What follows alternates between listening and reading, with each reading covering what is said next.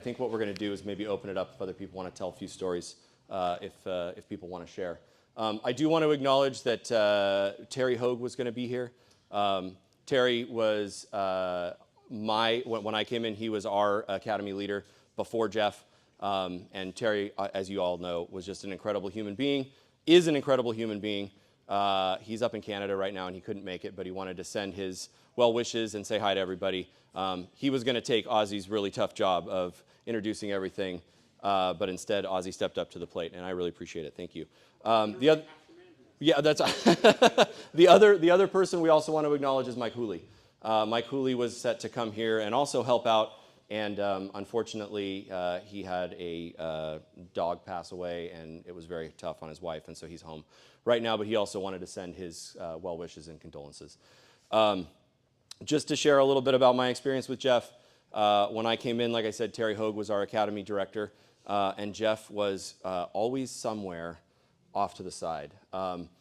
One of the stories we had was he was actually, when we first got out there, we didn't know who he was. Nobody told us who he was. He was dressed in the jumpsuit, and he had a broom, and he was just out there like acting like a janitor, sweeping, listening, asking us questions like, hey, what do you guys do out here?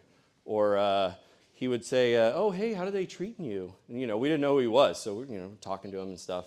And then turns out later on, he shows up with a cap about here on his forehead, screaming questions at us in lineup, and we're like, oh my God, that janitor knows a lot about EMS. And it turns out he was a rescue captain as well. I think initially he struck fear in the hearts of all the recruits. When he would come out, you would think, oh man, I'm in for some crazy question about tachycardia and SVT and whatever. He was going to come up with something that was so obscure that you were not going to be able to get an answer. I think that he passed a lot of that along to especially Kovitz, who was really great at kind of mimicking what Jeff used to do and carrying it forward through the next classes, striking fear in the hearts of all the other recruits. The other story I wanted to tell was, once Jeff became chief, again, he was trying to push our system forward, do new things. He was very forward-thinking. He wanted to make sure that we were taken care of. He was trying, I think that Jeff made a lot of really great contributions to this department. He mentored probably 2/3 of this room at least. He really cared about us.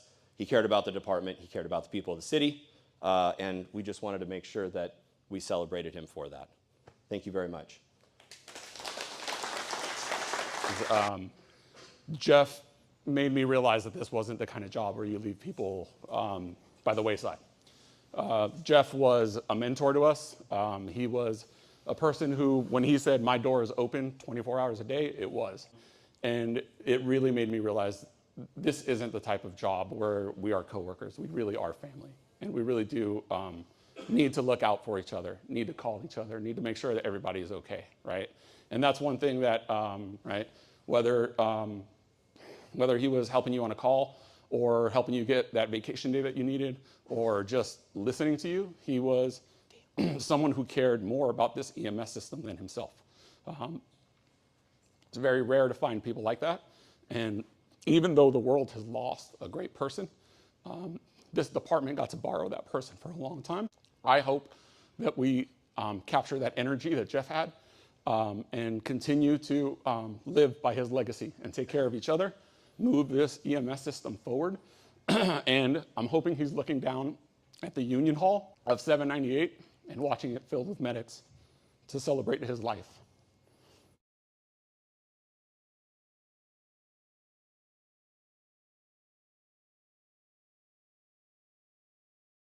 Tell me a little bit about Jeff. Well, Jeff and I go way back. I've known Jeff for a long time. Good guy, very dedicated, of course, and great guy to work with, always took care of us. And we're going to miss him, and very sad about it. If there was one particular trait that sticks out in your mind about Jeff, what would it be? Dedication. Very dedicated. So Nate, when did you first meet Jeff? Yeah, I'm Nate Shapiro. Probably met Jeff in the mid-90s when he was a 300 for DPH. And he just came up. I was working for the privates at the time, maybe even with that guy. He was always very encouraging to us young bucks in the privates. You know, he'd let us know, hey, we're taking applications for paramedic and DPH. And I just remember him as being a beacon of hope because he was really supportive of young upstarts in the business, and really missed the guy. My name is Dash Quinto. Can you tell me your name and your relationship to Jeff Myers? My name's Pete Howes, Howes, and I was a Department of Public Health paramedic in the 80s and 90s. Came over to the fire department in the 90s and worked the rest of my career. Jeff and I worked together on the rigs. We worked in the field as paramedic captains together, and then I came up through the ranks. He stayed clinical, I went administrative. I was the assistant deputy chief of the EMS division for 4.5 years, and after I retired, Jeff then also stepped into those shoes and continued the mission of leadership at the San Francisco Fire Department EMS division. Now, if there was one memorable thing about Jeff that you would want to say, what would it be? I'd say that Jeff was clinically excellent, but he was very tuned to the conditions in the field for his troops. Field safety and fatigue were utmost important to him because he's always there to watch out for the people that worked with him and worked for him, and that's what he'll be remembered for.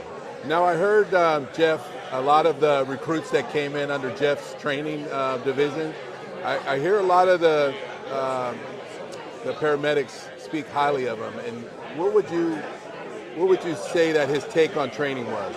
Jeff was intent on setting the bar high and then working to bring everybody into the fold so they would succeed. If it required additional coaching, additional drills, Jeff would find a way to get through to the student, whatever kind of learner they were, and make sure that they were able to grasp and perform the tasks necessary to get the job done.